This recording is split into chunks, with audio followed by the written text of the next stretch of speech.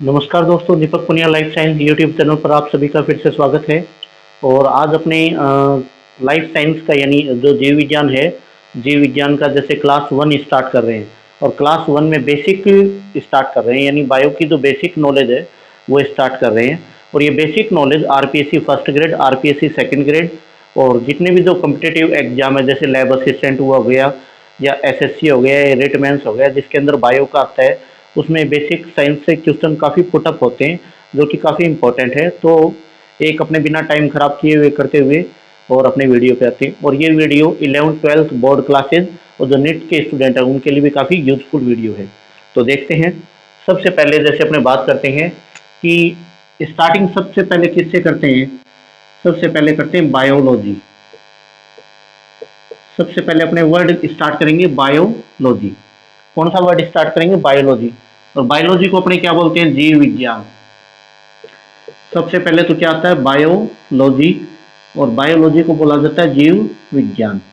तो सबसे पहले देखते हैं ये जो जीव विज्ञान है यानी बायोलॉजी शब्द है ये किसने दिया। तो बायोलॉजी शब्द 1802 में कब दिया गया था? बायोलॉजी शब्द 1802 में दिया गया था। दो वैज्ञानिक थे, एक तो था लेमार्क, ये था फ्रांसिस्ट। कैसा था? फ्रांस का था, फ्रांस वैज्ञानिक था फ्रांसिस्ट। और दूसरा साइंटिस्ट था ट्रेविरेंस। ट्रेविरेंस यानी दो वैज्ञानिक थे। ट्रेविरेंस कहाँ का था? जर्मन का था। तो दो वैज्ञानिक थे। यानी जीव विज्ञान शब्द सबसे पहले कब दिया गया? 1802 में। जीव विज्ञान शब्द कब दिया गया? 1802 में दिया गया। और किसके द्वारा दिया गया? लेमार्क और ट्रेविरेंस के। सबसे ज्यादा क्वेश्चन पूछा जाता है एग्जाम के अंदर कि जीव विज्ञान शब्द किसने दिया। तो जीव विज्ञान शब्द सबसे पहले 1802 में दिया गया था लेमार्क ने। लेमार्क कहाँ का था? फ्रांस का साइंटिस्ट था। और ट्रेविरेंस कहाँ का था? जर्मन वैज्ञानिक था। तो लेमार्क और ट्रेविरेंस दो वैज्ञानिक थे जिन्होंने सबसे पहले कौन सा शब्द दिया? जीव विज्ञान। फिर सेकंड आता है जैसे जो जीव विज्ञान है, तो जीव विज्ञान शब्द की उत्पत्ति किससे हुई? तो जीव विज्ञान शब्द है ये ग्रीक शब्द से उत्पत्ति हुई थी। जीव विज्ञान शब्द की उत्पत्ति किससे हुई थी? ग्रीक शब्द। जीव विज्ञान शब्दों की उत्पत्ति हुई थी ग्रीक शब्दों से। और ग्रीक शब्द कौन से थे? यानी जीव विज्ञान दो ग्रीक शब्दों से मिलकर बना होता है। कितने ग्रीक शब्दों से? दो। एक तो होता है बायोज, बायोज, और सेकंड होता है बायोज, और एक होता है लोगस या लॉजी बोल देते हैं। बायोज प्लस लॉजी या लोगस, यानी लॉजी बोल देते हैं, लॉजी। तो बायोज मीन्स क्या होता है? बायोज मीन्स दो चीजें होती है, एक तो लाइफ भी बोल देते हैं समटाइम्स, और कई बार इसको ऑर्गेनिज्म भी बोल देते हैं। क्या बोल देते हैं? ऑर्गेनिजम्स। तो लाइफ एंड ऑर्गेनिज्म बोलते हैं बायोज। और लोगस क्या है? लोगस मीन्स होता है टू स्टडी। लोगस मीन्स क्या होता है? To study. तो सिंपल सी बात है कि लाइफ स्टडी यानी जीवन का जो अध्ययन है उसी को, लाइफ की जो स्टडी, जीवन के अध्ययन को ही अपने क्या बोलेंगे? बायोलॉजी। जीवन के अध्ययन को क्या बोलते हैं? बायोलॉजी। लाइफ मीन्स क्या होता है? जीवन। तो सिंपल सी परिभाषा हो गई। अपने जीवन का जो अध्ययन है उसी को ही अपने क्या बोलते हैं? जीव विज्ञान। या ऑर्गेनिज्म मीन्स क्या होता है? जीवों। ऑर्गेनिज्म से तात्पर्य क्या होता है? जीवों। तो जीवों का अध्ययन क्या कहलाता है? जीव विज्ञान। तो लाइफ यानी इसके अंदर सारे आ जाते हैं। जीवों यानी जीवन के अंदर प्लांट भी आ जाते हैं, एनिमल भी आ जाते हैं, माइक्रो ऑर्गेनिज्म भी आ जाते हैं, सारे आ जाते हैं। तो जीवन या जीवों का जो अध्ययन है उसी को ही अपने क्या बोलते हैं? बायोलॉजी यानी जीव विज्ञान बोलते हैं। क्या बोलेंगे? जीव विज्ञान। अब जो जीव विज्ञान है तो जीव विज्ञान का जनक, कई बार पूछा जाता है जीव विज्ञान का जनक किसको बोलते हैं। तो जीव विज्ञान का जनक बोला जाता है अरस्तु को। जो अरिस्टोटल होता है उसको जीव विज्ञान का जनक बोलते हैं। फादर ऑफ बायोलॉजी किसको बोला जाता है? अरस्तु को। यानी जीव विज्ञान का जनक, फादर ऑफ बायोलॉजी किसको बोला जाता है? अरस्तु को। और बायोलॉजी शब्द किससे उत्पत्ति हुई है? ग्रीक भाषा के शब्दों से। कौन से भाषा के शब्दों से? ग्रीक भाषा के दो शब्द थे, बायोज और लोगस, इनसे इनकी उत्पत्ति हुई है बायोलॉजी शब्द की। यानी बायोज मीन्स होता है लाइफ, ऑर्गेनिज्म, और लोगस मीन्स होता है टू स्टडी, यानी जीवन का अध्ययन क्या कहलाता है? अपना जीव विज्ञान। और जीव विज्ञान का जनक किसको माना जाता है? अरस्तु को माना जाता है। किसको? अरस्तु को। फिर अपने बात करें, यानी बायोलॉजी के अंदर दो मेन ब्रांचें होती हैं। बायोलॉजी के अंदर कौन सी मेन ब्रांचें होती हैं? दो मेन ब्रांचें होती हैं। यानी दो मेन ब्रांच कौन सी होती है? एक तो होती है अपनी बॉटनी और एक होती है जूलॉजी। यानी बायोलॉजी। तो बायोलॉजी के अंदर दो मेन ब्रांचें हो जाएंगी। फर्स्ट वन कौन सी? बॉटनी। फर्स्ट वन कौन सी आ जाती है? बॉटनी। सेकंड वन कौन सी आ जाएगी? जूलॉजी। सेकंड वन कौन सी आती है? जूलॉजी। बॉटनी तो सिंपल सी है, बॉटनी भी दो ग्रीक वर्डों से मिलकर बनी हुई है, बोटेन प्लस नी, और जूलॉजी में भी ग्रीक वर्ड होते हैं, जू प्लस लॉजी बोल देंगे, जू प्लस लॉजी। तो बोटेन मीन्स क्या होता है? बोटेन मीन्स होता है, सिंपली है, हर्ब बोल दो या प्लांट बोल दो। और नी मीन्स क्या होता है? स्टडी। इसी प्रकार जू यानी एनिमल, जू मीन्स क्या होता है? एनिमल। लॉजी मीन्स क्या होता है? To study. तो सिंपल अपने बोलेंगे तो बोटेन क्या हो गया? हर्ब। हर्ब यानी शाक, हर्ब क्या होता है? शाक। और प्लांट यानी पादप हो गए, और एनिमल यानी जंतु। तो जंतु का अध्ययन तो क्या कहलाएगा? जंतु विज्ञान। जूलॉजी को अपने क्या बोलते हैं? जंतु विज्ञान, यानी जंतुओं का अध्ययन क्या कहलाता है? जंतु विज्ञान। इसी प्रकार बोटेन यानी प्लांट, पादप, शाक, इनका जो अध्ययन होता है वो कहलाता है वनस्पति विज्ञान। यानी पादप का अध्ययन क्या कहलाएगा? वनस्पति विज्ञान। शाकीय पादपों का अध्ययन क्या कहलाता है? वनस्पति विज्ञान। और ये कैसे वर्ड होते हैं? ग्रीक वर्डों से उत्पत्ति हुई है बॉटनी और जूलॉजी की, वनस्पति विज्ञान और जंतु विज्ञान। वनस्पति विज्ञान का जनक है, ये माना जाता है थियोफ्रेस्ट को, फादर ऑफ वनस्पति विज्ञान। फादर ऑफ बॉटनी किसको बोलते हैं? थियोफ्रेस्ट। कई बार एग्जाम में प्रश्न पूछा जाता है कि फादर ऑफ बॉटनी किसको बोलते हैं, तो फादर ऑफ बॉटनी होता है थियोफ्रेस्ट। इसी प्रकार क्वेश्चन आता है कि फादर ऑफ जूलॉजी, यानी फादर ऑफ जूलॉजी, यह भी प्रश्न काफी टाइम आता है, तो फादर ऑफ जूलॉजी बोला जाता है अरिस्टोटल को, यानी अरिस्टोटल को। तो सिंपल है, बायोलॉजी की दो ब्रांचें हो गई, बॉटनी और जूलॉजी। बॉटनी बोटेन प्लस नी, बोटेन मीन्स प्लांट का अध्ययन बॉटनी, और जूलॉजी या जू एनिमल्स का अध्ययन क्या कहलाता है? जंतु विज्ञान। जंतु विज्ञान का जनक किसको मानते हैं? अरस्तु या अरिस्टोटल को। वनस्पति विज्ञान का जनक किसको मानते हैं? थियोफ्रेस्ट को। ये बायोलॉजी की टू मेन ब्रांचेज होती है। और फिर इसमें देखते हैं कि कुछ और भी मेन ब्रांचें होती हैं, उनके बारे में अपने बताता हूं मैं आपको, बेसिक कौन कौन सी ब्रांचें अपने यूज में आती हैं। एक ब्रांच होती है, देखो वन बाई वन बताता हूं, जेनेटिक्स। कौन सी होती है? जेनेटिक्स।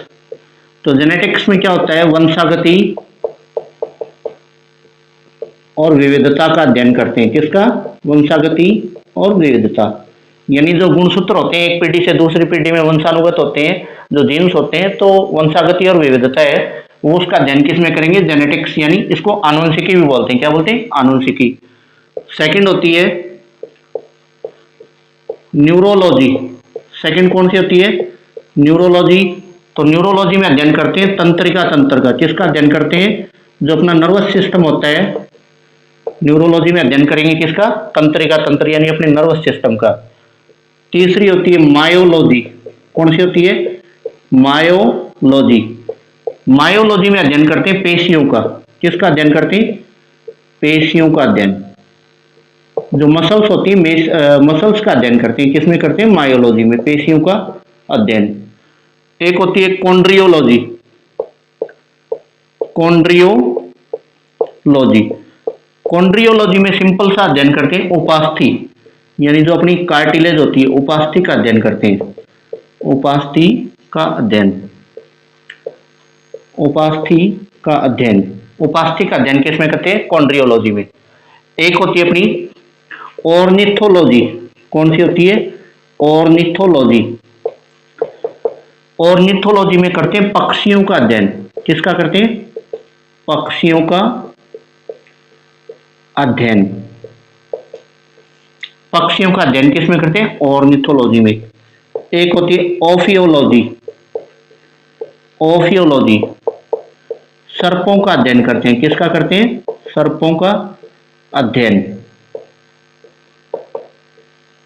एक होती है अपनी एंटेमोलॉजी। एंटेमोलॉजी, एंटेमोलॉजी में अध्ययन करते हैं कीटों का अध्ययन। कीटों का अध्ययन। तो रिपीट करता हूं, देखो जेनेटिक्स में वंशागति और यानी आनुवंशिकता का अध्ययन करते हैं। न्यूरोलॉजी में तंत्रिका तंत्र का, मायोलॉजी पेशियों का अध्ययन, कॉन्ड्रियोलॉजी उपास्थि का अध्ययन, ऑर्निथोलॉजी पक्षियों का अध्ययन, ओफियोलॉजी सर्पों का अध्ययन, एंटेमोलॉजी कीटों का अध्ययन करते हैं। उसके बाद जैसे अपने बात करते हैं, यानी अपने बात करेंगे मॉर्फोलॉजी। Morphology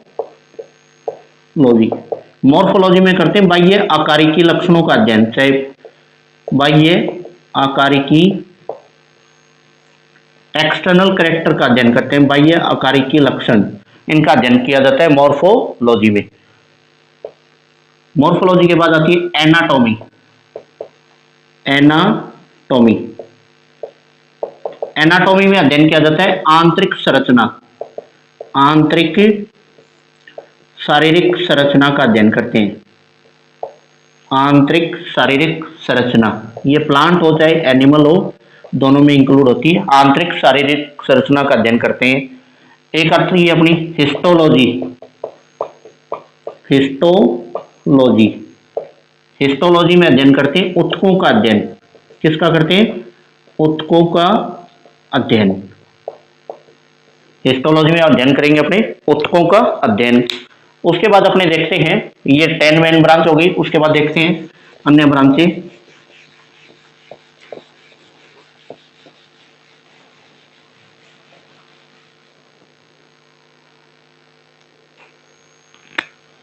anthropology. एंथ्रोपोलॉजी मानव और कपी का अध्ययन करते हैं। किसका करते हैं? मानव और कपी का अध्ययन। मानव कपी का जो इतिहास है एंथ्रोपोलॉजी में अध्ययन करते हैं। उसके बाद अपने बात करेंगे एंथ्रोपोलॉजी के बाद, यानी अपने बात करेंगे अगली जो ब्रांच है इथोलॉजी। इथोलॉजी इसमें प्राणियों के व्यवहार का अध्ययन करते हैं। इथोलॉजी में किसका अध्ययन करते हैं? प्राणियों के व्यवहार का अध्ययन।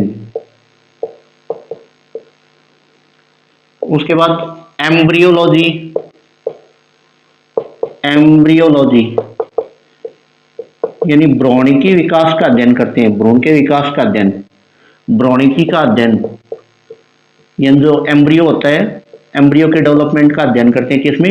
एम्ब्रियोलॉजी में। उसके बाद होती है टैक्सोनॉमी।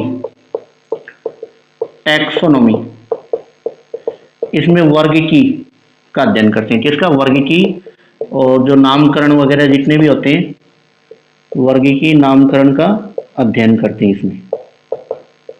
टैक्सोनॉमी में वर्गीकी का, यानी प्लांट के अंदर, एनिमल के अंदर, माइक्रोबियल सभी के अंदर।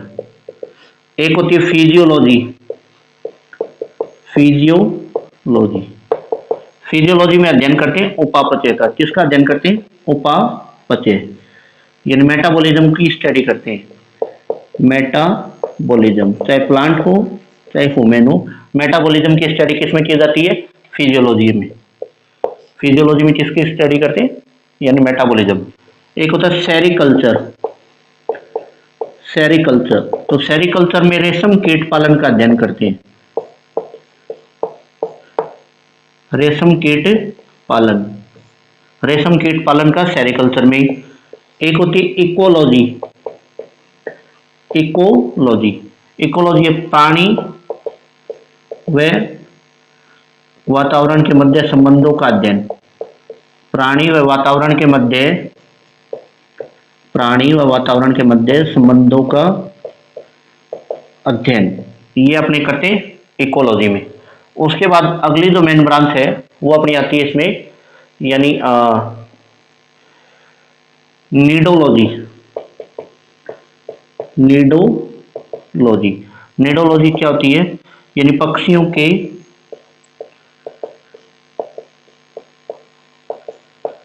घोंसलों का अध्ययन। पक्षियों के घोंसलों का अध्ययन। साइटोलॉजी। साइटोलॉजी कोशिकाओं का अध्ययन। कोशिकाओं की संरचनाओं का अध्ययन किसमें करते हैं? साइटोलॉजी में। और एक होती है अपनी पैथोलॉजी, यानी पैथोलॉजी क्या होती है? रोग लक्षणों के आधार पर रोग का अध्ययन। रोग लक्षणों को पहचान कर